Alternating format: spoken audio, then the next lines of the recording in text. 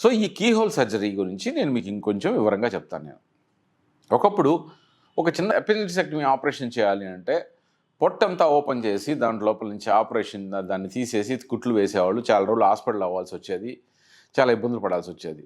కానీ ఇప్పుడు ఆ విధంగా ఎవరన్నా చేయమంటే చేయించుకుంటారా? లాప్రోస్కోపిక్ సర్జరీ అనేవి వచ్చినాయి. అంటే అసలు ఆపరేషన్ లేకుండా చిన్న కీహోల్ లోపల నుంచి ఇన్‌స్ట్రుమెంట్స్ లోపలికి పంపించి, ఆ అపెండిక్స్‌ని తీసేసి, కుట్లు వేసి, ఒక్క గంటలోనే బయటికెళ్ళిపోయేలాగా చేయగలుగుతున్నారు. ఏ ఆపరేషన్ సరే సింపుల్‌గా కంప్యూటర్ ద్వారా ముందే ప్లాన్ చేసి చాలా మినిమల్లీ ఇన్వేజివ్ అంటే గాయం చాలా చిన్నగా ఉండేలాగా ట్రీట్మెంట్లు చేయటం అందుబాటులోకొచ్చాయి.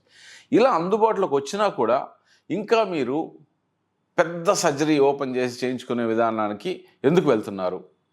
అలా వెళ్ళాల్సిన అవసరం లేదు.